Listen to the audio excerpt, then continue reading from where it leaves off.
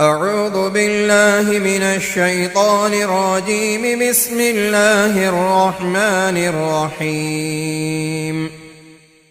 عم يتساءلون عن النبأ العظيم الذي هم فيه مختلفون كلا سيعلمون ثم كلا سيعلمون. ألم نجعل الأرض مهادا والجبال أوتادا وخلقناكم أزواجا وجعلنا نومكم سباتا وجعلنا الليل لباسا وجعلنا النهار معاشا وبنينا فوقكم سبعا شدادا وجعلنا سراجا وهاجا وأنزلنا من المعصرات ماء ثجاجا لنخرج به حبا ونباتا وجنات ألفافا إن يوم الفصل كان ميقاتا يوم ينفخ في الصور فتأتون أفواجا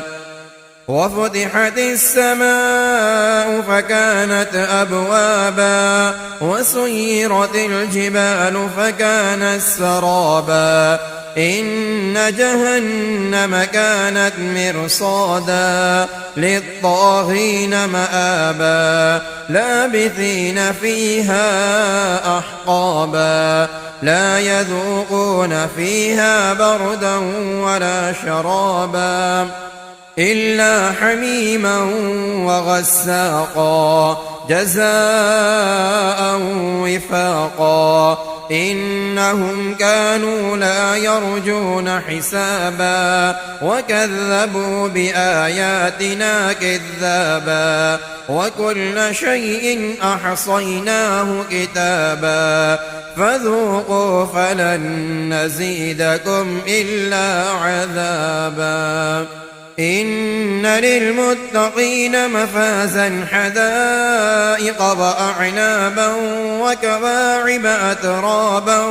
وكأسا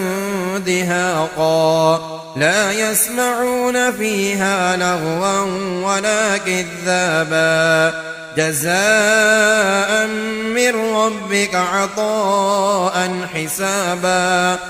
رب السماوات والأرض وما بينهما الرحمن لا يملكون منه خطابا يوم يقوم الروح والملائكة